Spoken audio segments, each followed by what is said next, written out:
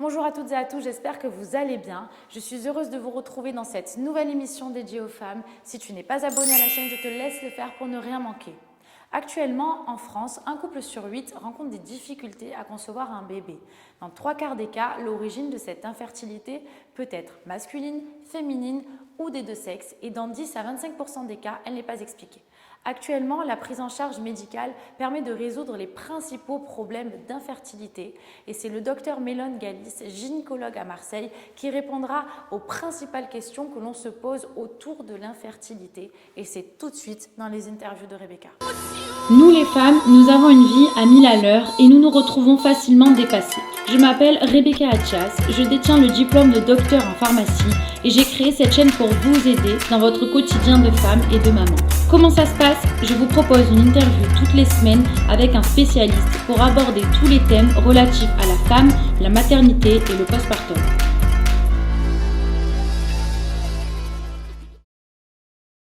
Alors bonjour docteur Mélone Galis. Bonjour Rebecca. Merci beaucoup d'avoir accepté de participer à cette émission. Donc je vais te laisser te présenter et ensuite on pourra commencer l'interview. Donc je suis Chantal Mélone Galis, je suis gynécologue spécialisée dans les problèmes d'infertilité et maintenant instructrice de pleine conscience. D'ailleurs, tu pratiques des ateliers de pleine conscience à Marseille. Oui. Est-ce que tu peux nous en dire rapidement un peu plus puisqu'on fera une interview vraiment dédiée à ça la prochaine fois? Eh bien, il y a des ateliers pour les problèmes de fertilité, d'infertilité, de traitement de PMA. Notamment en avril, j'en fais un à Marseille et un à Sanary-sur-Mer. C'est quoi les dates comme ça? Le 24 avril à Sanary-sur-Mer, le 22 avril à Marseille, Studio Pura Vida. Ok, bah écoute, Voilà. merci. De toute façon, on abordera vraiment toutes les questions dans une prochaine interview. Alors, on va commencer du coup sur l'infertilité. Donc, est-ce que tu peux nous donner la définition exacte de l'infertilité? Quand est-ce qu'on parle d'infertilité? Eh bien, on parle d'infertilité lorsqu'un couple qui désire un enfant n'arrive pas à concevoir au bout d'un an de rapports réguliers et sans contraception. Donc 1 an, 12 mois, réguliers et fréquents, 2-3 par semaine répartis sur la semaine. Ok, merci. Maintenant, nous allons aborder les principales causes d'infertilité. Mais je te propose de faire un schéma pour mieux expliquer ce qu'il en est. Alors déjà, il faut savoir de quoi nous avons besoin pour avoir une grossesse naturelle. Donc je préviens tout de suite que je dessine très mal et donc ça va être à la fois laid et pas du tout proportionné, mais ça va peut-être être quand même plus clair. Donc là, voilà, les trompes et les ovaires. Ici, l'utérus. Alors en vrai, il n'est pas aussi festonné, mais bon. Le col de l'utérus. Hop. En fait, les trompes, ce sont des petits canaux. Hop. Voilà. Là. Donc, les trompes, les ovaires, l'utérus, le vagin. Et évidemment, puisqu'il y a 2 partenaires, que la fertilité, c'est un problème de couple. Là aussi, c'est très mal dessiné. Voilà, les testicules. Hop. Ici se forment les spermatozoïdes. Là, il y a des petites structures qui s'appellent les épididymes. Et là, un canal qui va aller éjecter les spermatozoïdes. Et là, la prostate. C'est très schématique. Donc, pour avoir une grossesse, il faut un ovule, il faut des spermatozoïdes qui vont être éjaculés. Hop, hop, hop, hop. Et il faut des trompes perméables qui permettent la rencontre de l'ovule et du spermatozoïde. Et c'est là que l'embryon va prendre naissance. Et ensuite, il va retourner dans la cavité utérine pour s'implanter. Donc, sachant tout ça, on va comprendre qu'est-ce qui peut poser problème. Il peut y avoir un problème au niveau de l'ovulation. Il n'est pas bien supporté. Une dysovulation ou une anovulation. Ça ne marche pas bien ou c'est absent. Il peut y avoir un problème au niveau des trompes qui sont abîmées et donc forcément les spermatozoïdes ne peuvent pas rencontrer l'ovule qui lui est reparti dans l'autre sens. Ou alors il peut y avoir un problème de fabrication des spermatozoïdes. Il peut y avoir une absence totale de spermatozoïdes qu'on appelle l'azoospermie ou alors plus compliqué mais moins grave, une asténo-tératospermie. Alors, ce mot barbare veut dire oligo, pas assez, asténo, peu mobile, fatigué, et térato, nombreux à être anormaux. Il faut savoir que dans un spermogramme normal, il y a quand même beaucoup plus de spermatozoïdes anormaux que de spermatozoïdes normaux, alors même que le sperme est fécond. Et donc, il y a aussi parfois des problèmes au niveau de la glaire cervicale, puisque c'est là qu'au moment de l'ovulation, les spermatozoïdes vont trouver facilité à aller vers la trompe et vers l'ovule. Donc, en termes de problèmes d'ovulation, il y a les deux grands cas, c'est le SOPK. Ça, c'est plutôt avant 35 ans qu'il est très fréquent. Syndrome des ovaires polykystiques. Exactement. Et après 35 ans, la première cause, c'est plutôt une diminution de la réserve ovarienne. Autrement dit, couramment, une insuffisance ovarienne précoce, IOP. Bon. Donc, c'est les deux principaux problèmes. Il y en a d'autres, on pourra rentrer dans le détail sur d'autres interviews. Voilà. Pour ce qui est de l'azoospermie, absence de spermatozoïdes, ça peut être dû soit à un problème de fabrication au niveau du testicule. Là, ça peut être d'origine génétique, d'origine traumatique, d'origine toxique. Par exemple, quelqu'un qui a eu une chimiothérapie peut ne plus avoir de spermatozoïdes parce qu'ils ne sont plus fabriqués. Et il y a aussi des problèmes d'azoospermie s'il y a des obstructions sur les canaux, une ou des, ou bien malformation. Par exemple, dans la mucoviscidose, il peut y avoir des difficultés. Les canaux sont mal formés ou les sécrétions sont trop épaisses et les spermatozoïdes n'arrivent pas à être éjaculés. Dans ce cadre-là de l'oligo-asténotératospermie, il s'agit plus de problèmes d'infection, de toxiques, en particulier le tabac, mais aussi, et ce n'est pas forcément bien connu, certains produits qu'on peut prendre pour augmenter les performances sportives, notamment la testostérone et tous les dérivés stéroïdes dopants. Ça, c'est à bannir absolument, surtout acheter sur Internet où les produits peuvent être de très mauvaise qualité. De toute façon, il faut éviter les ajouts de produits chimiques et hormonaux quand ce n'est pas indiqué sur le plan médical. Et ensuite, comme je l'ai dit, il y a les problèmes ici d'altération des trompes qui sont principalement liés aux infections à chlamydia, voilà, mais aussi à l'endométriose. L'endométriose touche plus de 10% des femmes et le diagnostic est de plus en plus fréquemment fait, soit parce qu'on sait mieux le faire, soit, et on le craint, parce que la maladie est plus fréquente qu'auparavant. L'endométriose, elle agit à plein de niveaux. Elle peut se mettre au niveau des ovaires, elle peut se mettre au niveau des trompes, elle peut se mettre dans la muqueuse utérine et elle peut se mettre à l'extérieur dans le petit bassin et gêner et engendrer un niveau inflammatoire, une activité inflammatoire chronique. Alors, toutes les femmes qui ont de l'endométriose n'ont ni les mêmes symptômes, ni les mêmes lésions, ni les mêmes traitements. Il va falloir faire confiance à un médecin pour savoir quelle est la meilleure façon de faire. Et moi, ce que je conseille toujours, c'est quand il y a vraiment des difficultés à avoir un bébé, aller voir directement un spécialiste. Une fois qu'on a vu le gynéco et qu'il vous a exploré et qu'il a dit « à mon avis, c'est ça », il faut voir un spécialiste pour aborder la question. Autre facteur que je n'ai pas mis dans le tableau parce que c'est plus subtil, il y a le cerveau, parce que nous sommes des êtres humains et que notre physiologie passe beaucoup par le cerveau. Alors ça, c'est l'hypophyse. C'est une petite glande très importante qui régule beaucoup de sécrétions hormonales. Et puis là, c'est notre cerveau de primate évolué avec le cortex. Et c'est là que le stress peut entrer en ligne de compte. Alors, le stress, tout le monde est stressé dans la vie actuelle. C'est pas parce qu'on va dire à un couple « Ah bah vous êtes stressé, c'est pour ça que ça ne marche pas ». Ça ne va pas les aider. Si on veut qu'ils se déstressent, il faut leur donner des outils. Donc on pourra en reparler dans les traitements, mais il y a des outils, chacun trouvera le sien. Et il faut, quelle que soit la cause retrouvée, il n'y a pas de faute. Donc ça, il y a des causes et il faut les trouver. Parfois, on n'en trouve pas. et on verra ce qu'il faut faire dans ce cas-là. Mais surtout, il n'y a pas de faute. La faute, il n'y en a pas, c'est clair. Ce n'est pas la faute de l'un ou la faute de l'autre. L'environnement, parce que nous vivons pas hors sol. Tout l'environnement, ça peut jouer. La pollution, les perturbateurs endocriniens, pas mal de choses peuvent influer. Il semblerait qu'il y a aussi les ondes électromagnétiques aussi. Le téléphone, par exemple, les tablettes. Voilà, là je crois que j'ai plus rien oublié. Merci beaucoup.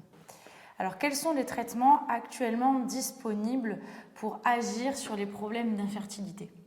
Alors, avant de parler de traitement, je pense qu'il faut bien préciser qu'il faut un bilan complet pour ne négliger aucune cause d'infertilité et pas se focaliser sur une qui est évidente et en négliger d'autres. Parce qu'il y a beaucoup plus souvent des petites causes d'infertilité associées plutôt qu'une cause principale. Et il faut aussi savoir qu'il y a seulement 25% de chances par cycle quand il n'y a aucun problème pour être enceinte. Donc, il ne faut pas trop s'angoisser quand ça n'arrive pas très vite. Donc, bilan complet fait par le médecin. Moi, ce que je conseille, c'est d'aller, dès que le projet est lancé, d'aller en couple voir le gynécologue habituel. Et l'interrogatoire permettra de voir s'il y a des facteurs particuliers qui orientent vers une cause ou pas. Et dans ce cas-là, il prescrira des examens. Sinon, il va donner des conseils et ça devrait s'arrêter là. Et clore le rendez-vous sur « j'aimerais vous revoir dans 6 mois, 12 mois, voilà, en fonction de l'âge des gens. Parce que les traitements vont être ciblés sur les causes. Plus le traitement est bien ciblé sur la cause, plus il a de chances de réussite. Voilà. Et donc, comment se passe cette prise en charge? Donc, d'abord, tu dis qu'il y a un premier rendez-vous quand on a un désir de grossesse. Et donc, qu'est-ce qui se passe? Quels conseils donne le gynécologue au niveau, par exemple, de l'alimentation, enfin, tout ce qui est règles hygiéno-diététiques? Est-ce que tu peux nous en parler, puisque c'est la première... C'est très important. La première intervention. Oui. Le changement de mode de vie peut être vraiment en lui-même un traitement. Donc, il va conseiller, s'il y a tabac toxique, de les arrêter. Il va conseiller de faire un peu d'activité physique, mais pas excessivement. Et au niveau de l'alimentation, éliminer tout ce qui est alimentation industrielle. Essayer de manger sain, si c'est possible, cuisiner maison, mais en tout cas le moins possible d'aliments transformés, élaborés, et surtout éviter tout ce qui est glucides rapides.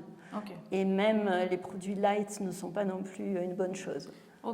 Voilà. Donc ça, c'est des conseils d'hygiène de vie. Alors, parfois, et puis aussi essayer de ne pas stresser. Donc ça, c'est facile à dire, moins facile à faire. Et je pense qu'à partir du moment où on donne aux gens des conseils qui vont, entre guillemets, les obliger, les impliquer dans un changement profond dans leur vie, il faut aussi pouvoir les accompagner et avoir des références, de bons praticiens à leur donner. Voilà. Du coup, toi, tu conseilles quoi pour agir au niveau du stress? Qu'est-ce que tu conseilles? Au niveau du stress, il y a plein d'options. La méditation de pleine conscience. Ça, c'est ta spécialité maintenant. La sophrologie, l'hypnose, l'acupuncture, l'ostéopathie, le yoga de la fertilité. En fait, chacun prendra ce qui lui parle. Parce que toutes ces prises en charge ont un sens. Et la nutrithérapie aussi. Voilà. Tout ça est bénéfique. Donc, du coup, il y a vraiment une prise en charge finalement qui est globale. Oui, tout à fait. Et donc, les deux partenaires doivent... Voilà, idéalement, bon, ça va plus peser sur la femme parce qu'on a vu déjà qu'elle a plusieurs causes, plus de causes d'infertilité possibles. Mais idéalement, il faudrait que le partenaire s'implique aussi. Déjà, dans la plupart des cas, ils ont souvent besoin d'un tabacologue pour les aider à arrêter la cigarette. Et dans ce cas-là, peut-être de trouver un dérivatif parce que l'arrêt de la cigarette peut faire monter le stress. Voilà. Donc maintenant, est-ce que tu peux nous parler des principaux traitements utilisés par les gynécologues? Oui, les traitements médicamenteux à proprement parler. Donc, il y a ceux qui concernent l'ovulation. Il y a, par exemple, le citrate de clomifène qui est plus indiqué pour le syndrome des ovaires polykystiques.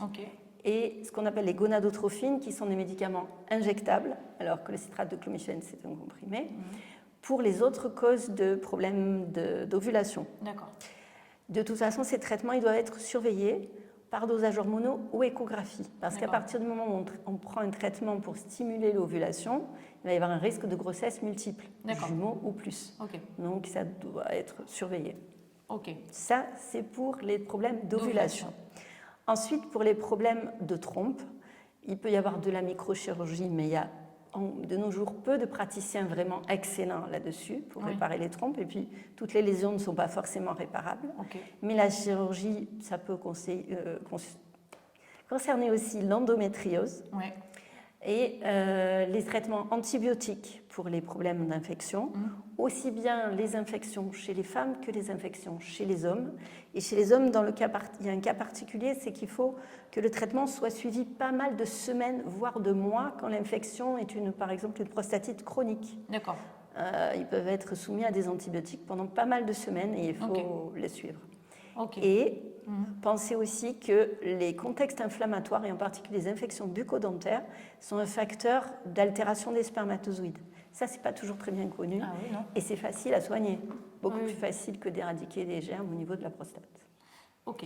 Donc, l'ovulation, les infections et les problèmes de spermatozoïdes lorsqu'ils sont dus à des infections. On peut aussi reperméabiliser des canaux chez les hommes et traiter des varicocèles qui sont des varices qui tiennent les testicules à une trop forte température.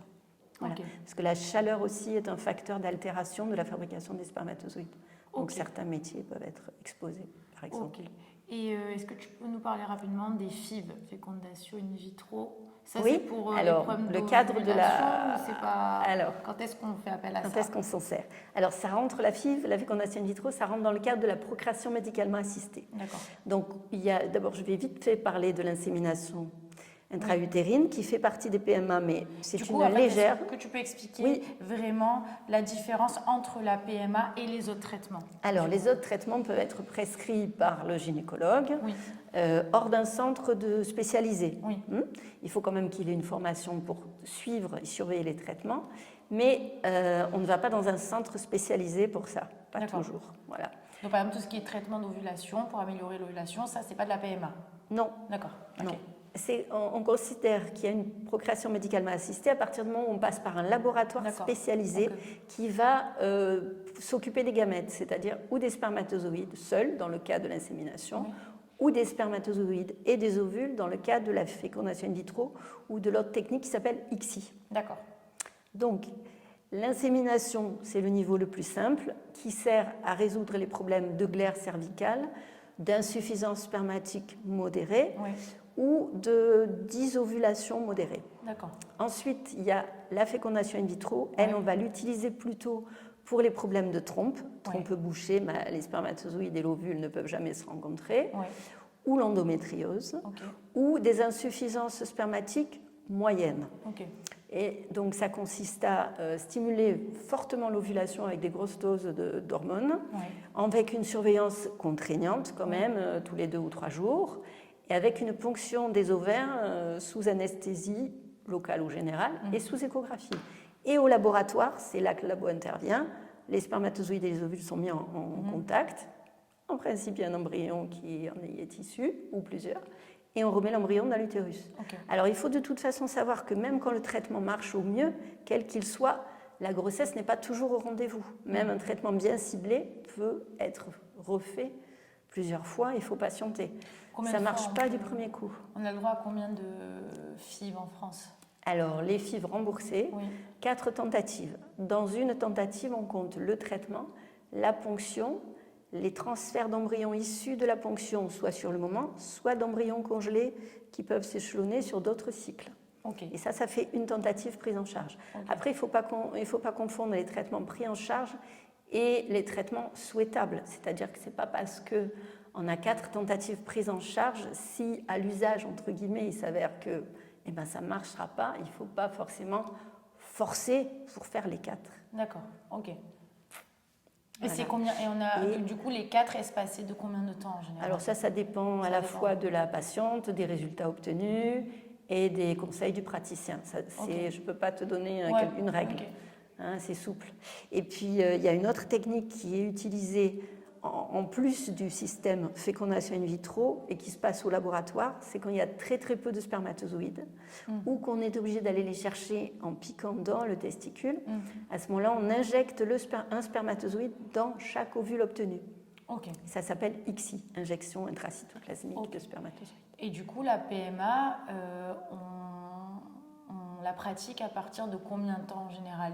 Alors, ça dépend des cas, mais en général, on attend 2 ans. La recommandation, sauf problème hyper évident, c'est d'attendre 2 ans parce qu'en fait, on s'est aperçu que dans l'intervalle entre 1 an et 2 ans d'essai, il y a quand même encore 14% de personnes qui ont une grossesse naturelle. Donc, si on avait été plus interventionniste, ces 14% de personnes auraient pu suivre un traitement pas forcément utile et puis qui n'est pas sans risque non plus. Donc, et puis quand même, la PMA, ça ne résout pas tout. Il y a 20% de bébés ramenés à la maison après le début d'un traitement. Parce qu'en fait, c'est ça ce qui compte. Pour une femme, c'est je commence mon traitement et j'ai un bébé. Et donc, il y a 20% de chances de réussite. Il y a 30-35% quand on a 30 ans et 3% quand on en a 40. Donc, il y a, là aussi, l'âge joue. L'âge joue dans la fertilité naturelle. Mais là, je joue aussi dans les résultats des traitements, malheureusement. On n'arrive pas à tout pallier. Ok, bon, mais du coup, merci beaucoup. Qu'est-ce que tu conseilles, toi, à ces femmes, enfin, ces couples qui rencontrent des difficultés à concevoir un enfant? Qu'est-ce que tu leur conseilles? Qu'est-ce que tu vas dire pour les rassurer aussi, leur donner de l'espoir? Oui, eh ben, je leur dirais qu'il faut garder confiance dans ses propres ressources et ses propres compétences, qu'il faut avoir confiance dans le praticien avec qui on a un bon lien et l'écouter. Et quand il dit qu'il faut patienter, mais surtout avoir beaucoup de rapports. Parce que des rapports fréquents et des rapports étalés dans le temps, il ne faut pas se forcer, mais en même temps, il ne faut pas se retenir. Notamment, on a remarqué qu'une abstinence trop prolongée diminue beaucoup la mobilité des spermatozoïdes. 7 jours sans rapport, les spermatozoïdes sont beaucoup moins mobiles. Donc, il ne s'agit pas de dire « Ah, je vais calculer mon ovulation et je vais avoir un rapport ce jour-là et le reste du temps, on ne fait rien ». Ce n'est pas du tout ça. Il faut vraiment lâcher ça, d'abord parce que c'est usant sur le plan du couple, et puis ce n'est pas opérationnel. Ça ne sert à rien, c'est inutile. Donc, sauf instruction spéciale du médecin qui dira « Ah, il vous faut au moins 3 jours d'abstinence », on fait comme on veut et comme on le sent. Mais c'est très important, il faut vraiment avoir plus confiance en soi, comme toutes les techniques de PMA. Je parle bien sûr quand il n'y a pas de cause vraiment importante retrouvée. Voilà. Et puis changer son mode de vie aussi, si c'est possible. Voilà.